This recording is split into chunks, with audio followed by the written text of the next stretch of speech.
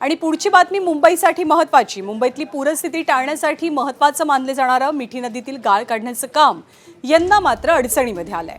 मिठी नदीतील गाळ काढणीच्या टेंडरला प्रतिसादच मिळाला नाही, त्यामुळे आता पालिकेवरती मुदतवाढीची वेळ आली आहे। दरवर्षी मोठ्या प्रमाणात गाळ साचून मिठी नदीची पाणी वाहण्याची क्षमता कमी होते। परिणामी मुसळधार पावसाच्या काळात पूरस्थिती निर्माण होण्याचा धोका वाढतो। म्हणूनच फिल्टरपाडा ते माहीम खाडीपर्यंत विविध टप्प्यांमध्ये गाळ काढण्याचं काम करण्याचं नियोजन करण्यात आलं। दरम्यान भाजपचे आमदार आणि मुंबई अध्यक्ष अमित साटम यांनी पालिकेनंच हे काम करावं असं एका पत्राच्या माध्यमातून सुचवलंय।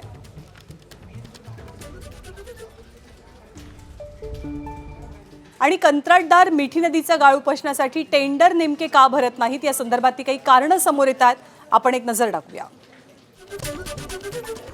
आधीच्या कंत्राटदारांवरती सध्या चौकशी आणि कारवाईचा ससेमिरा सुरू आहे। काही कंत्राटदारांना ब्लॅकलिस्ट केल्यामुळे भीती वाटते। एकदा ब्लॅकलिस्ट झालं तर इतर कामं मिळणं कठीण बनतं। किती गाळ काढला तरी काम अपुरे असल्याचा आरोप अशी कंत्राटदारांची तक्रार असते।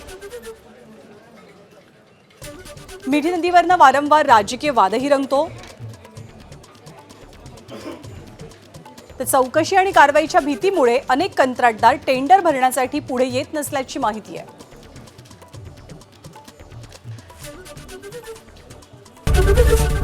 एबीपी माझा, उघडा डोळे बघा नीट।